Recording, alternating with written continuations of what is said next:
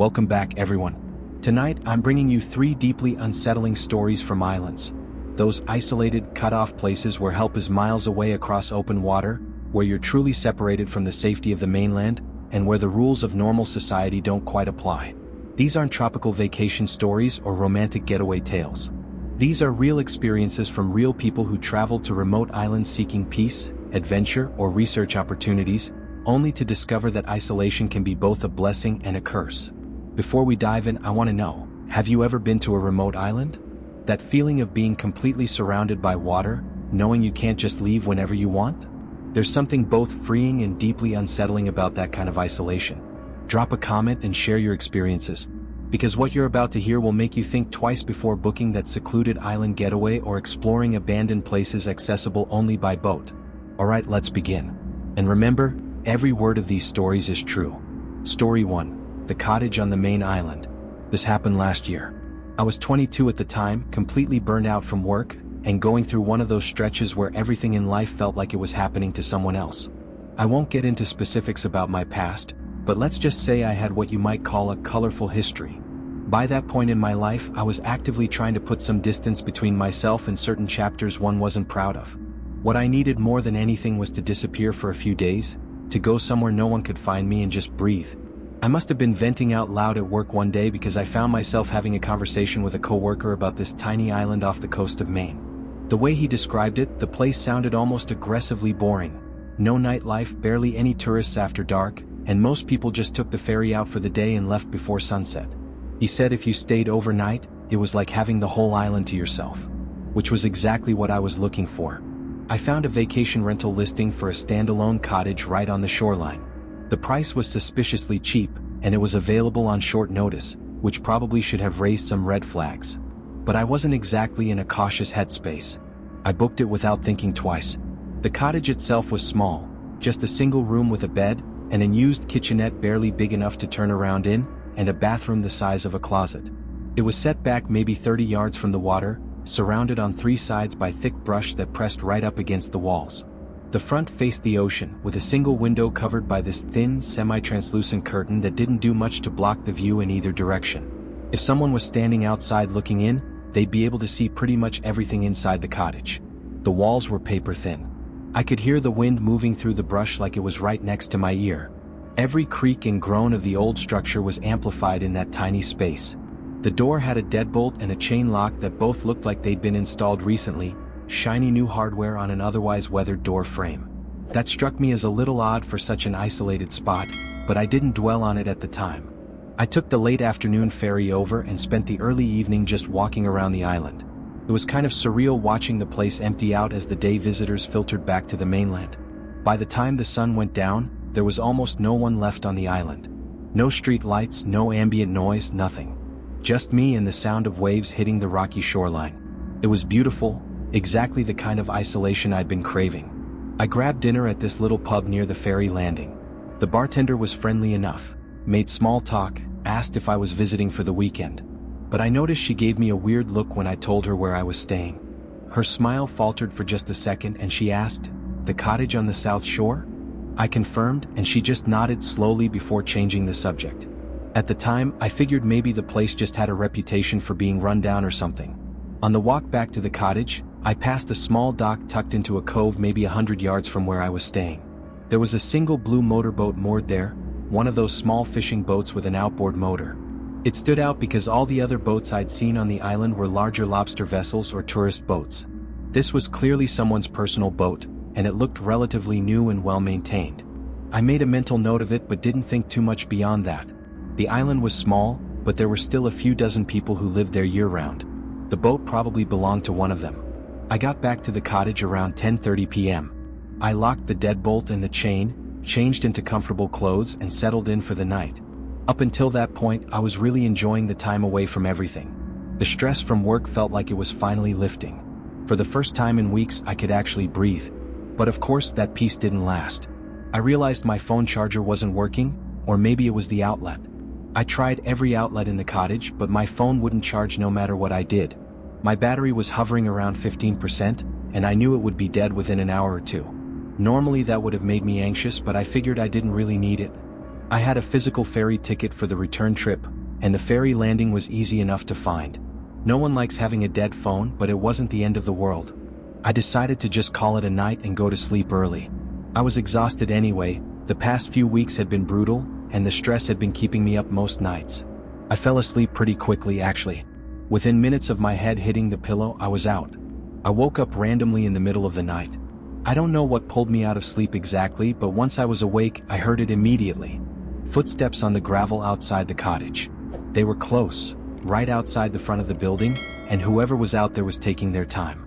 There was a long pause between each step, like they were moving deliberately, carefully. It definitely didn't sound like an animal. The rhythm was too regular, too purposeful. I shifted slightly in bed, just adjusting my position, and the footsteps stopped immediately. The silence that followed was uncomfortable in a way that's hard to describe. It stretched on long enough that I started to convince myself I'd imagined the whole thing, or that it really had just been an animal after all. I didn't want to move. I just lay there, staring at the ceiling, barely breathing, waiting. A few minutes passed. Maybe 5 minutes. Maybe 10. Time felt distorted in that darkness. And then the footsteps came back.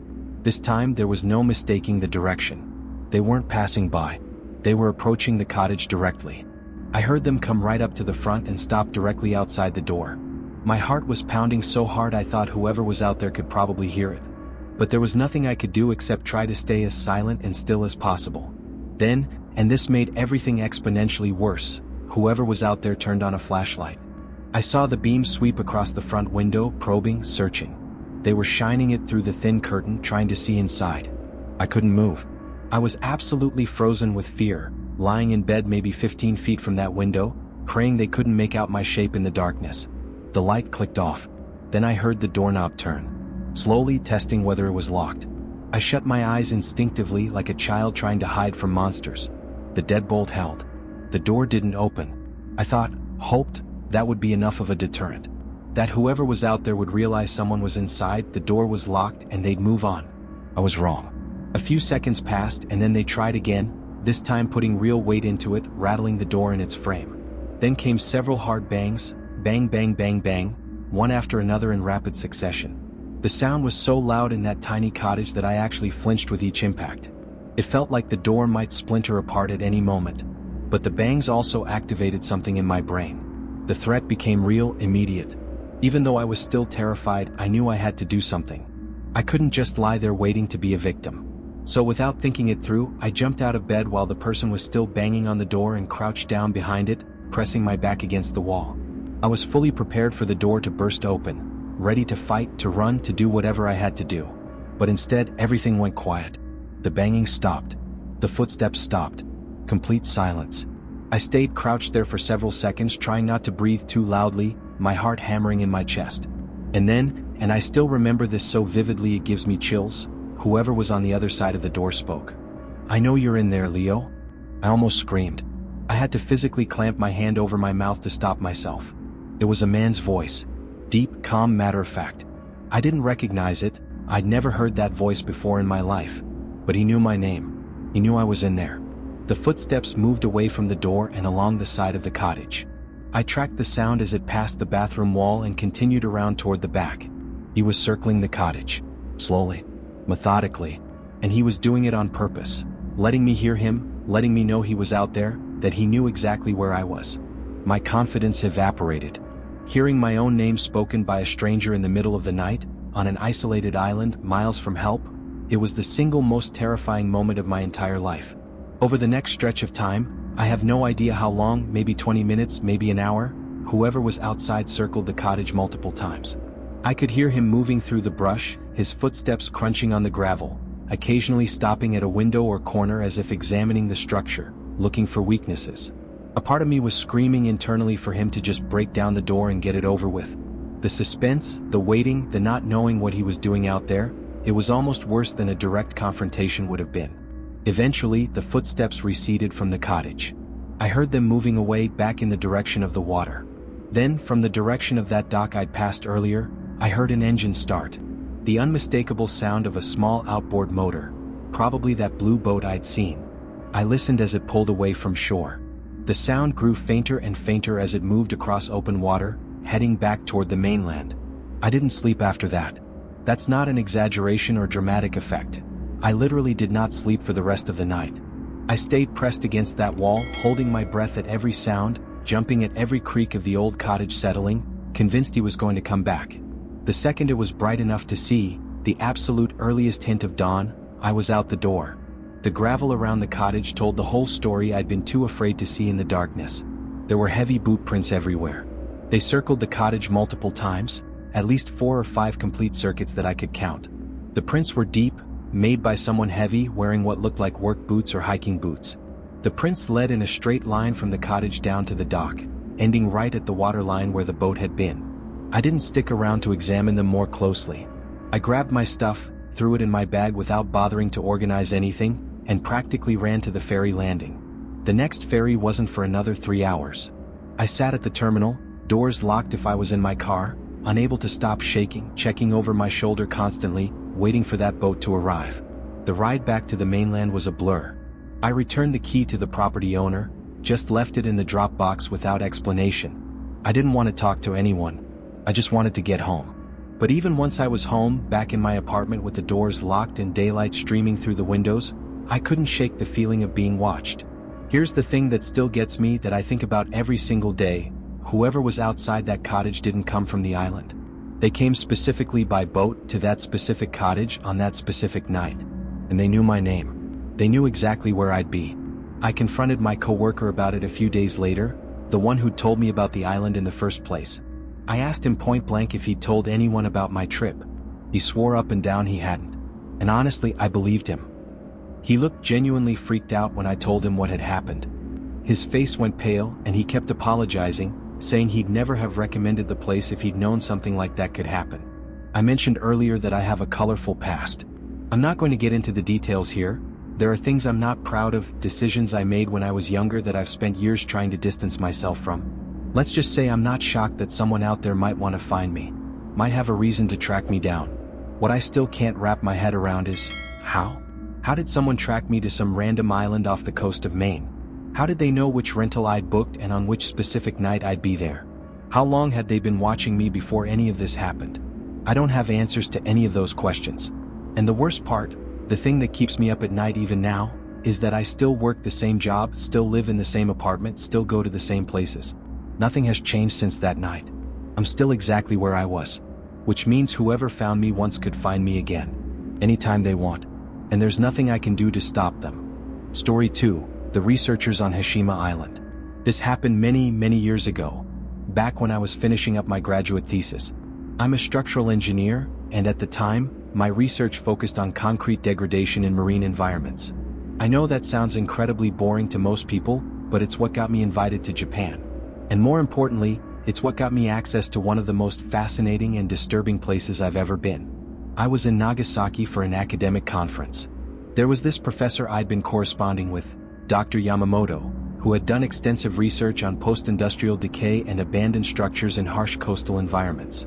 We'd exchanged probably 50 emails over the course of a year, discussing various case studies, and he apparently liked my work enough to pull some strings and arrange something I never thought I'd get: a research permit for Hashima Island.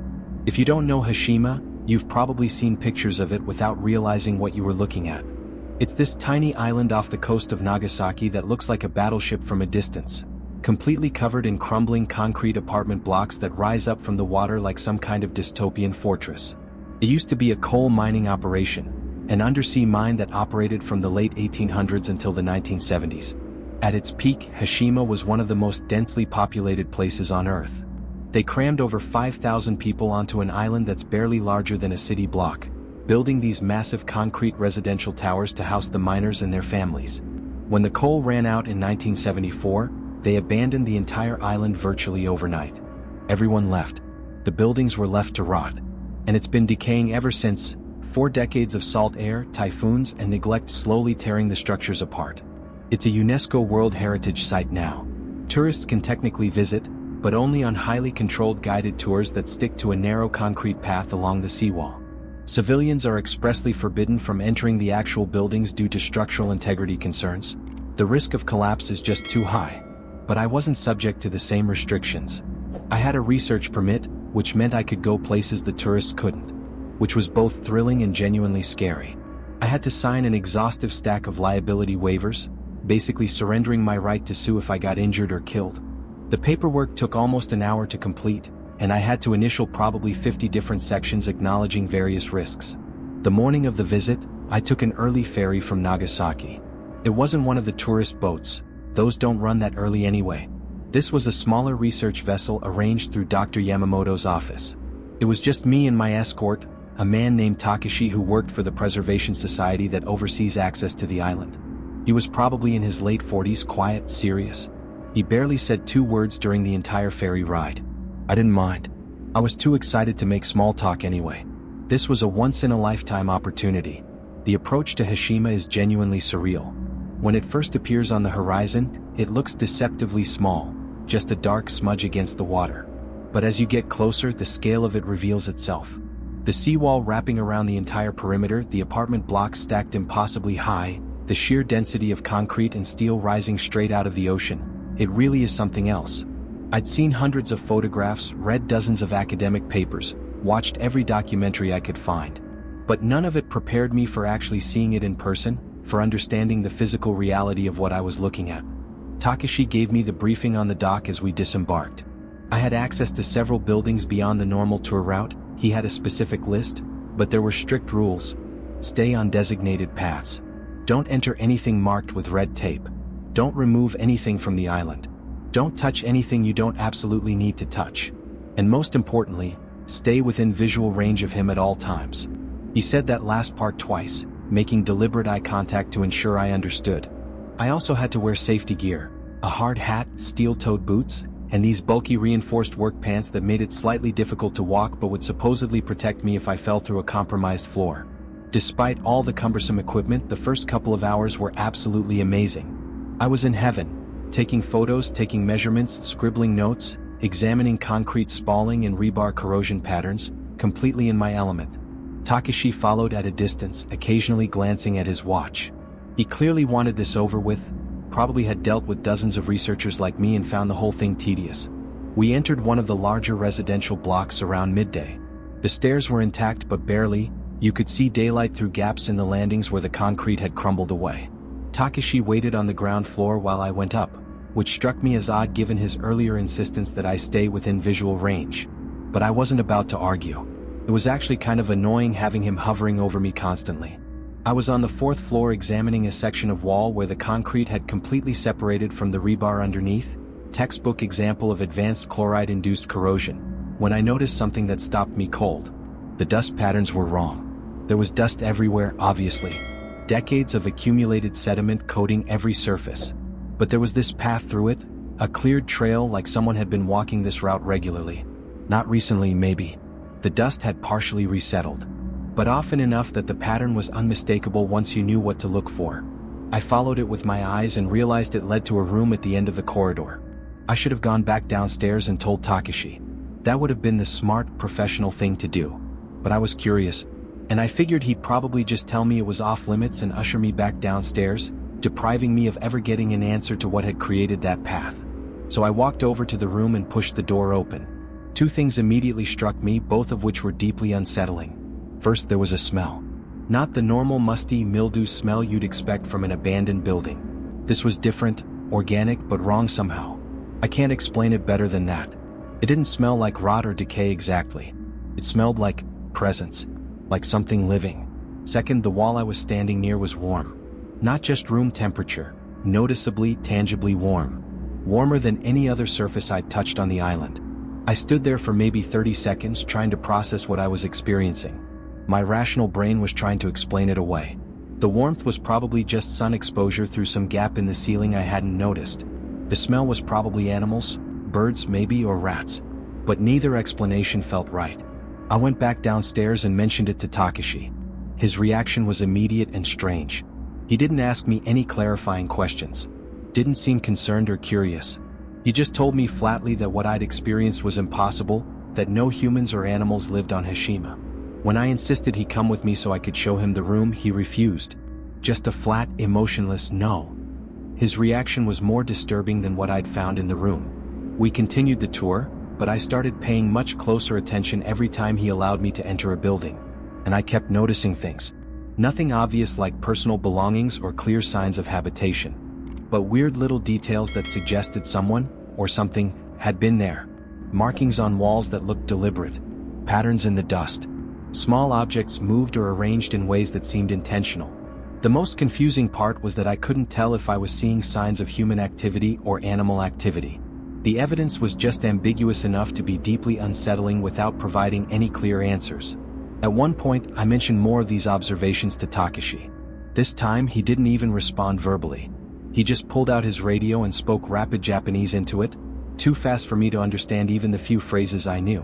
When he finished, I asked him what he'd said, who he was talking to. He told me he was checking our schedule, which was obviously a lie. There was no one waiting for us, no schedule to check. We'd return to the mainland when we were done, simple as that. I didn't push it, but I was significantly more unsettled. It was almost like he knew what was going on and was deliberately not telling me.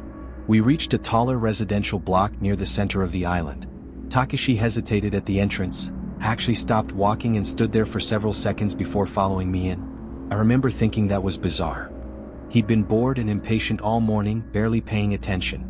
Now suddenly he was attentive, alert, almost nervous. The stairwell was narrow and dark. We climbed maybe 5 floors. Takashi stayed right behind me the entire time, closer than he'd been before, which felt like a dramatic change from his earlier indifference. I entered one of the corner apartments on the 5th floor, shining my flashlight around to get my bearings. And that's when I saw something that immediately validated every concern I'd had. Against the far wall was a pile of blankets. Not rotted, not covered in decades of dust. Relatively clean. And next to them, several plastic water bottles, the kind you'd buy at a convenience store. There was no mistaking it this time. This was definitive evidence of human habitation. Someone was living here. On this supposedly abandoned, restricted access island. I stood there staring at those items for several seconds, my mind racing through implications. Then I turned around to show Takashi, to say, "I told you so," to demand answers about what the hell was going on. But when I stepped back into the hallway, he was gone. I don't know why, but his disappearance, was what finally made me understand how much danger I was in. Seeing those blankets and water bottles hadn't terrified me. But realizing I was alone up there, 5 stories up in a crumbling building on an abandoned island, with evidence that someone was living there, that's when I started to panic. My whole body started itching. That crawling sensation you get when fear chemicals flood your system. I felt lightheaded, disconnected from reality. I frantically made my way back to the stairwell, thinking I'd just run down and end this whole trip immediately. But when I reached the stairs, I stopped. There was rubble blocking the landing. A pile of broken concrete and debris chest-high, completely preventing passage. I stood there staring at it, my brain refusing to process what I was seeing. That rubble hadn't been there 5 minutes ago when we'd climbed up. I was certain of it. The stairs had been clear. Which meant someone had piled it there while Takashi and I were in that apartment. Which meant someone was up here with us. Right now. I didn't have time to think it through. I just turned and ran. I sprinted past that room with the blankets, down the corridor, looking desperately for another stairwell, another way down, any escape route. As I ran, I heard movement behind me. Footsteps stepping out into the hallway.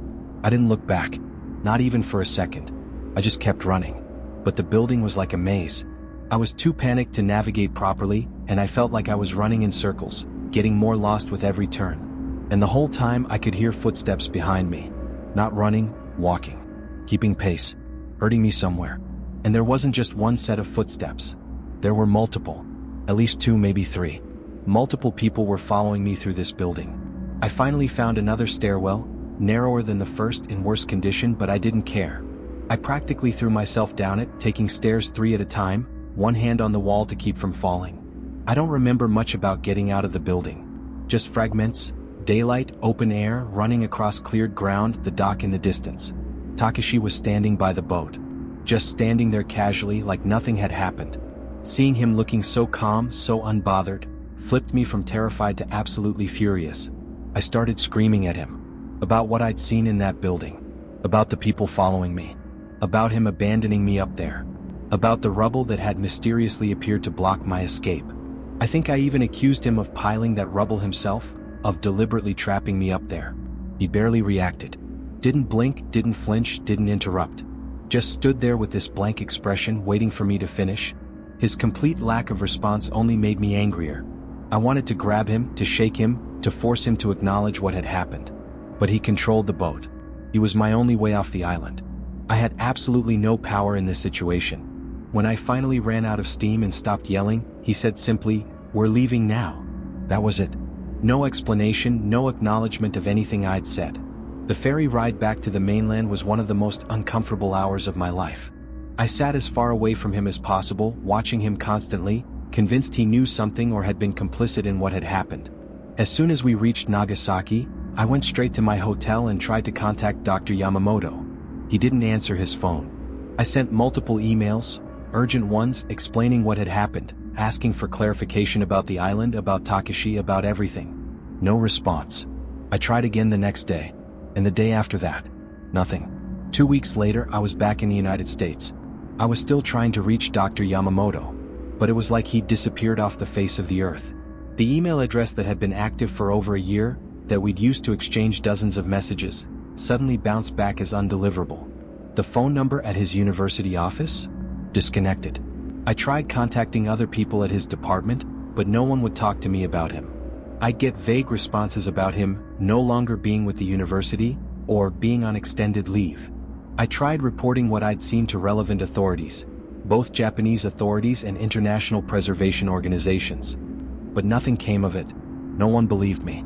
Without evidence, without witnesses, without Dr. Yamamoto to corroborate that I'd even been on the island, there was nothing anyone could or would do. It's been years since this happened. Over a decade now. But I think about it constantly. About what I saw on that island. About the people living there, hiding in those crumbling buildings. About Dr. Yamamoto arranging my visit and then disappearing completely afterward. What was really happening on Hashima? Who were those people? What were they doing there? And most importantly, did Dr. Yamamoto know? Is that why he disappeared? Because he helped expose something that was supposed to stay hidden? I don't have answers to any of those questions. But I know what I saw. I know what I experienced. And I know that Hashima Island isn't nearly as abandoned as they want people to believe. Story 3. The Voice on North Brother Island. This happened a long time ago, probably 10 plus years at this point. It was during my very last semester of college. I was majoring in history and I was deep into my senior thesis, which focused on abandoned institutional spaces, places like defunct hospitals, asylums, rehab centers, especially ones that still existed in or around major metropolitan areas. One of the main case studies I was writing about was North Brother Island, this overgrown island right in the East River, technically part of New York City but completely off-limits to the public. As far as I know, it's still exactly the same way. You still need a permit to set foot there, and they take trespassing pretty seriously. Here's the abbreviated history. The island housed a quarantine hospital back in the late 1800s and early 1900s. It's actually famous as the place where they quarantined Typhoid Mary. Later it became a rehab center. Eventually, it was fully abandoned in the 1960s and has been slowly returning to nature ever since. That's all the context you really need, but if you're a history nerd like me, feel free to do your own research. You might even be able to find my thesis online somewhere. I never actually planned on going there. That would have been illegal, and I was generally a rule-following person. But I mentioned the island one night to two of my friends, Jansen and Jesse, while we were drinking after finals. I was probably complaining about how long the thesis was taking, knowing how lazy and unproductive I was back then. To my surprise, they both thought my topic sounded genuinely interesting, despite the fact that neither of them were history majors or particularly academically inclined.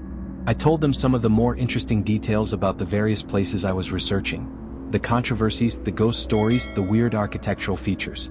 The moment they realized one of these abandoned locations was literally tucked away in the city we were currently living in, a boat ride away from the Bronx, they were hooked. Jansen and Jesse and I were really into the whole urban exploration thing back then. It was pretty popular among college-age guys at the time, exploring abandoned buildings, taking photos, that kind of edgy hobby. They thought North Brother Island sounded like the perfect target. And I'll admit, after all the research I'd done, I was curious too. Not in a paranormal way, but more like, if I'm going to describe this place in my thesis, why not actually see it with my own eyes? Fast forward a few weeks, and we found ourselves sneaking through Roberto Clemente State Park in the Bronx at 2 a.m. with 3 solo kayaks. It was one of the few spots along the shoreline where you could launch without attracting too much attention, and it was only about half a mile paddle to the island. We had way more supplies than we probably needed: headlamps, flashlights, first aid kit, water, snacks. We figured better safe than sorry.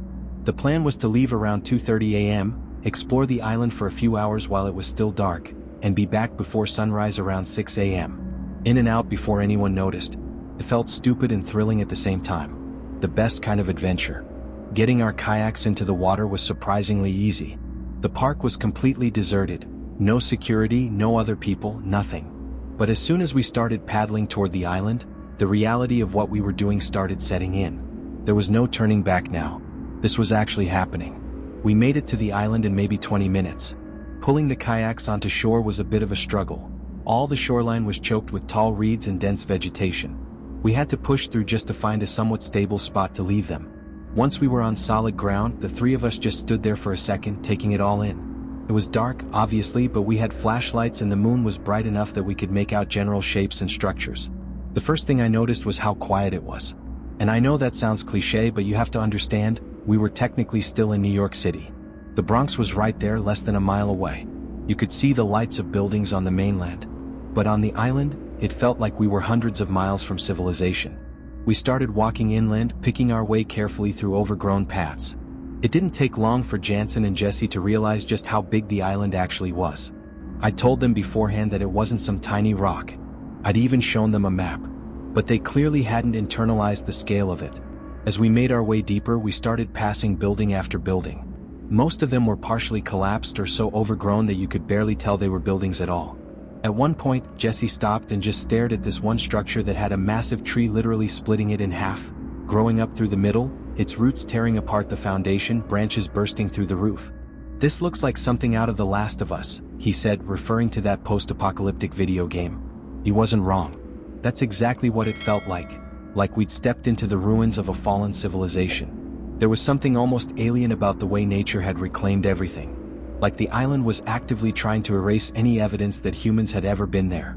We explored a few of the more intact buildings, shining our flashlights into rooms that hadn't seen visitors in God knows how long. Most of them were empty. But in one of the larger structures, probably part of the old hospital complex, Jansen found something on the ground near a doorway. A half-empty can of spray paint. Still usable from the sound it made when he shook it. He immediately wanted to use it and Jesse was on board. They wanted to leave their mark, tag the wall, standard urban explorer stuff. I told them no. That it felt disrespectful, not just to the buildings but to the history of the place. People had lived there. People had died there. But they pointed out that there was already graffiti all over the walls, some of it pretty elaborate. Other explorers had clearly been here before us. I didn't have the energy to keep arguing about it, so I told them I wasn't going to stop them, but I wasn't going to stick around and watch either. In hindsight, wandering off was probably a mistake. I made my way through a few more rooms, trying to take mental notes for my thesis, examining architectural details, getting a feel for the layout. But the further I got from Jansen and Jesse, the more unsettling everything became. It's hard to explain unless you've been in a situation like that. When you're with other people, even in a creepy place, there's a psychological buffer. You can tell yourself it's fine because nothing bad would happen with witnesses around. But being alone is completely different. I was walking down a long hallway in one of the larger buildings, probably part of the hospital complex, when I heard Jesse's voice call my name from somewhere ahead of me. It came from one of the rooms further down the hall. The sound of it made me jump. Even though I knew it was him, I was still pretty freaked out by the suddenness of it. But as I started walking toward it, something began to feel off.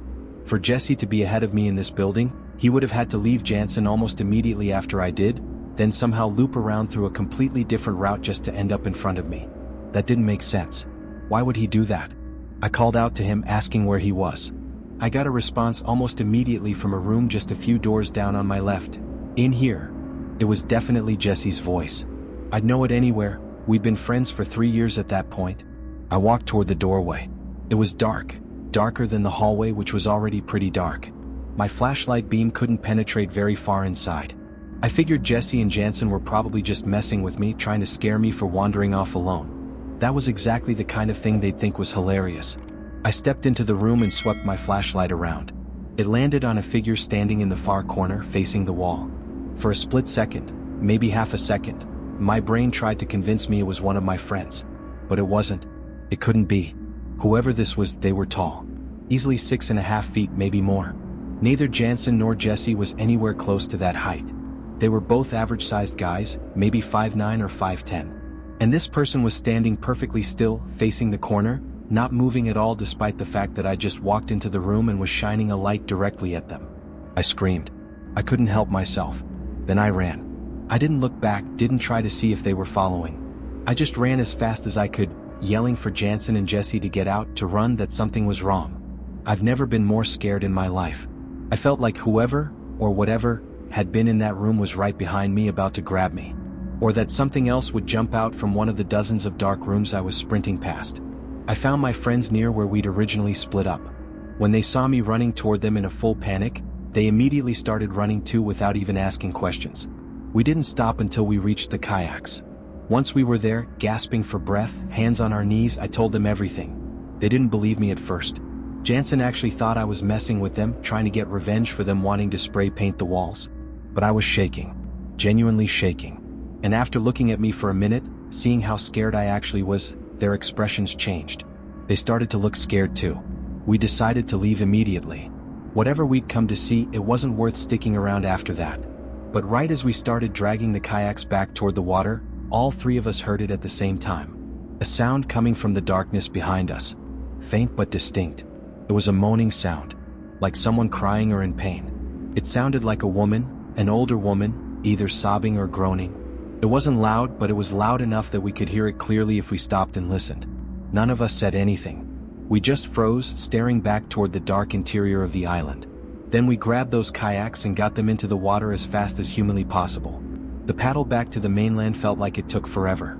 My arms were burning, my breath was coming in ragged gasps, but I kept paddling as hard as I could.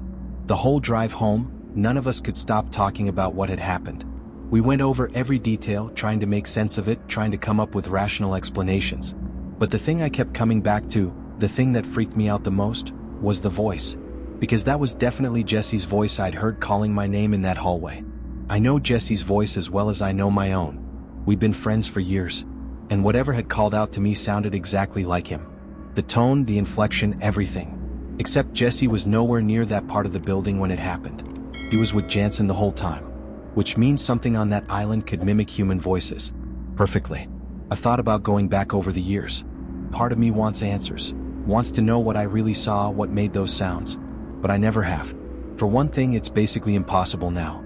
From what I've read, they've really cracked down on unauthorized access to North Brother Island. Security patrols, cameras, the works. Even if I wanted to go back, I don't think I could get within 100 yards without getting caught. I don't really believe in the paranormal. I never have. I'm a rational person, a researcher, someone who trusts evidence and logic. But I have a hard time explaining what happened that night any other way. Someone, or something, was on that island with us. Something that knew my name. Something that could make its voice sound exactly like my friend's. And I don't think I'll ever get a real answer to what it was. 3 islands. 3 people seeking isolation, research, or adventure. 3 encounters with things that should not have been there. I want to thank everyone who shared their experiences. Islands have a way of hiding things, cut off from the mainland, separated by water, operating by their own rules. If you found these stories compelling, please like and subscribe. And if you've ever been to a remote island and experienced something you couldn't explain, drop it in the comments. Stay safe out there. Do your research. Trust your instincts. And remember, just because a place is abandoned doesn't mean it's empty. Until next time.